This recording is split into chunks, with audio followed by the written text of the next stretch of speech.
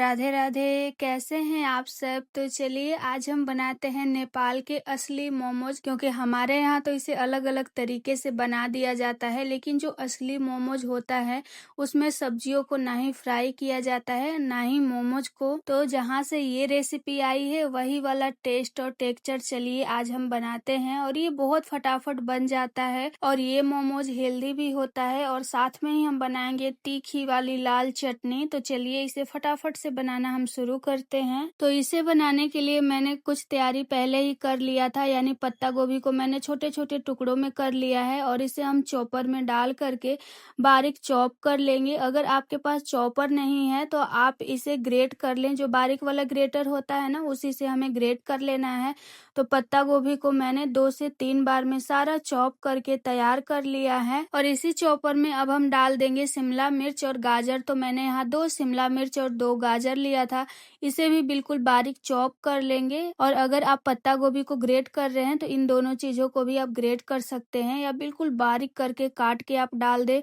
तो इसी पत्ता गोभी में हम इसे भी डाल देंगे। उसके बाद मैंने इसी चॉपर में डाल दिया है 2 प्याज, अदरक और लहसुन। तो 15 से 20 लहसुन की कलियां हैं और 1 इंच अदरक का टुकड़ा है। और इन तीनों चीजों को भी हम चॉपर में डाल के अच्छे से चॉप कर लेंगे, बिल्कुल फाइन करके।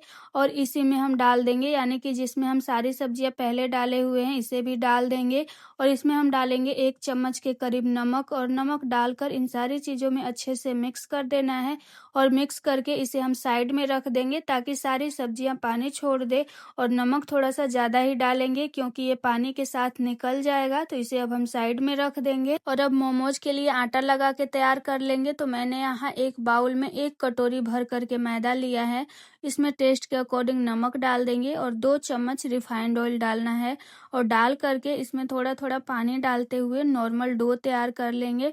नॉर्मल यानी कि बहुत ज्यादा गीला नहीं और बहुत ज्यादा टाइट भी नहीं, नॉर्मल रहना चाहिए। तो यहाँ हमारा डो बन करके तैयार है। इसे इकट्ठा कर देंगे और इसे ढक करके साइड में रखेंगे। और इधर हम अपना चटनी बना लेंगे। तो चटनी बनाने के लिए मैंने यहाँ 4 टमाटर, 3 सूखी लाल मिर्च, 15 से 20 लहसुन की कलियां और 2 इंच अदरक का टुकड़ा लिया है। और टमाटर का जो ऊपर वाला पार्ट होता है इसे हमें काट करके निकाल देना है, ताकि उबलने के बाद इसका स्किन इजीली निकल जाए। उसके बाद हम ले लेंगे एक बर्तन और इसमें हम सारा टमाटर डाल देंगे, मिर्ची डाल देंगे, अदरक और लहसुन डाल देंगे और साथ में डालेंगे आधा गिलास के करीब पानी। मैंने यहाँ 3 मिर्ची ही लिया है क्योंकि मेरे यहाँ बहुत ज्यादा तीखा कोई नहीं खा पाता है। आप अपने टेस्ट के अकॉर्डिंग मिर्ची और ज्यादा कर सकते हैं। और यहाँ टमाटर को गैस ऑन करके मैंने रख दिया है और इन सारी चीजों को हमें अच्छे से उबाल लेना है। यहाँ सारी चीजें उबल गई हैं तो गैस का फ्लेम ऑफ करके इसे हम ठंडा होने देंगे। और जब टमाटर अच्छे से ठंडा हो जाए, टमाटर के छिलके को हम हटा देंगे और हटा करके इन सारी चीजों को हम एक मिक्सर के जार में डाल देंगे। और डालकर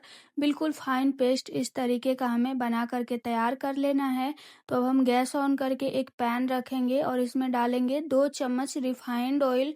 और जो अभी हमने टमाटर, अदरक, मिर्ची का पेस्ट बनाया है उसे डाल देंगे। टेस्ट के अकॉर्डिंग नमक डालेंगे, डार्क सोया सॉस डालेंगे 2 चम्मच, 2 चम्मच विनेगर डालेंगे और 2 से 3 चम्मच टोमेटो केचप डालकर इन सारी चीजों को चलाते हुए हमें लगभग 5 से 6 मिनट के लिए मीडियम फ्लेम पर पका लेना है। और चटनी को आप अपने हिसाब से थोड़ा सा गाढ़ा या थोड़ा सा पतला रख सकते हैं। और अगर आपको चटनी का कलर बिल्कुल बाजार जैसा रेड चाहिए तो आप इसमें रेड फूड कलर डाल दे थोड़ा सा। वैसे मैंने इसमें फूड कलर नहीं डाला है क्योंकि घर में ही खाना है तो क्यों कलर डालना, लेकिन अगर आप चाहें तो डाल सकते हैं। तो यहाँ मैंने चटनी को अच्छे से पका लिया है और ये हमारी चटनी बन करके तैयार है। तो अब हम गैस का फ्लेम ऑफ करेंगे और इसे रख देंगे साइड में। और इधर हम ले लेंगे एक बर्तन और इसके ऊपर रखेंगे एक कॉटन का कपड़ा। और जो सब्जियों में हमने नमक मिलाकर रखा था, सारी सब्जियों को हम इस कपड़े के ऊपर डाल देंगे। और डाल करके इसका सारा पानी हमें अच्छे से निचोड़ देना है, ताकि सब्जियों में थोड़ा सा भी पानी ना रहे। तो कपड़े को इस तरीके से दबाते हुए इसका सारा पानी हमें अच्छे से निचोड़ लेना है। और पानी निचोड़ने के बाद फिर से हम इसे एक बर्तन में ट्रांसफर कर देंगे। ट्रांसफर करके इसे हम अच्छे से खोल लेंगे। और खोलने के बाद हम इसमें डालेंगे आधा छोटा चम्मच काली मिर्च का पाउडर।